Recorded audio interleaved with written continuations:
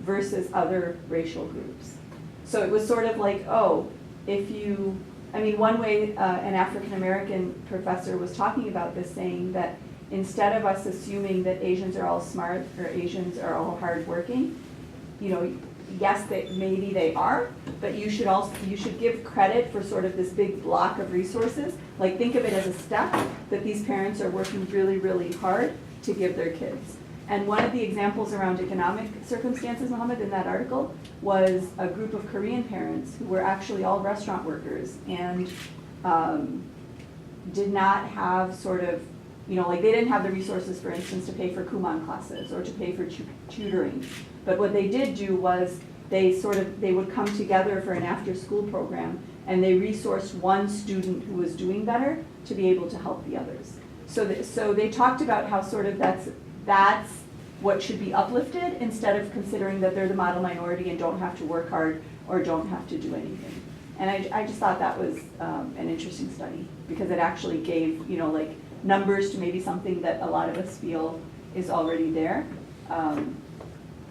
Or like you said, feel that you didn't refer to that specifically, but that the hard work is undermined by considering this model minority.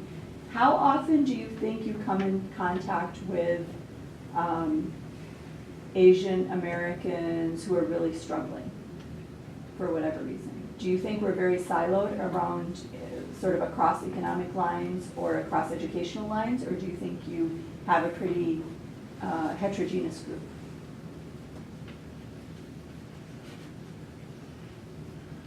Can you define what heterogeneous means? Mixed, not the same. Thank you. Of course. Hello. Sorry, I'm from studies. Oh, okay. What's your name? Mason. You guys want to join the circle? Sure. Oh, come join us. Thank you for reminding me not to use words that people may not understand. Anyone? Yeah, go ahead. Sorry, I have forgotten your names, even though I asked you in the beginning. I'm so sorry. Sahana. Sahana, okay. So I think that even if we aren't, like in our groups, even if we aren't all from the same socioeconomic background, that we kind of assume we are, Okay. just for the purpose of like connecting, so that doesn't come in between your connection. Do people agree with that? Do you have different experiences? I think, like, me and Sahana go to the same school, and one of the things we see a lot of times is that, yeah, there's this just assumption that everyone is from the same background. Mm-hmm. So when people plan activities, or, like, I'll take an example, like, we did an activity a couple of weekends ago. Mm-hmm. Like, a couple students planned it for our class, and I think that there wasn't even a consideration of, maybe we should try to do something that doesn't cost money, right? Like, let's, you know, like, I think they like rented out like a laser tag place, right? And they're like, all right, everyone, the cost is this much, and come, it's a bonding activity.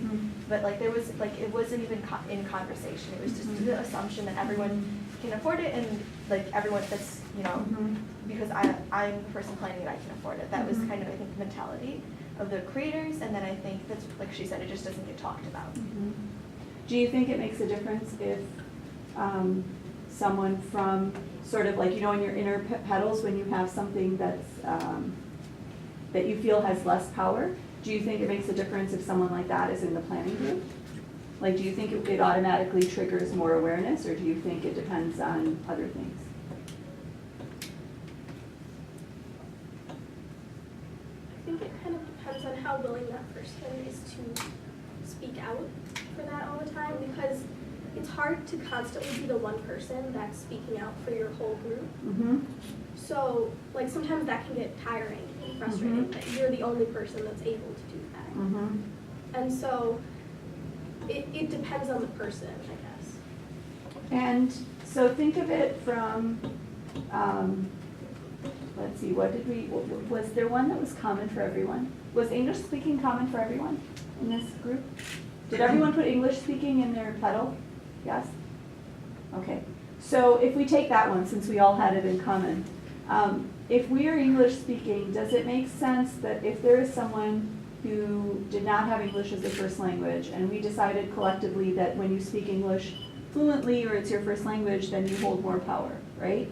So does it make sense that we need to have people who have limited English proficiency to always be the ones reminding us that language could be a barrier?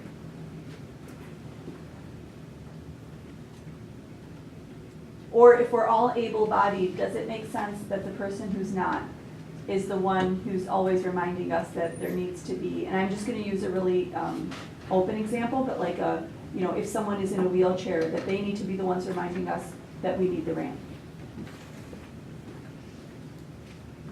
That's the way, sorry. I think it's not our responsibility to, or at least their responsibility to remind us, but it's our responsibility to give them a platform and give them representation to at least bring that perspective into our perspective, because we can't always compensate for every voice in our society.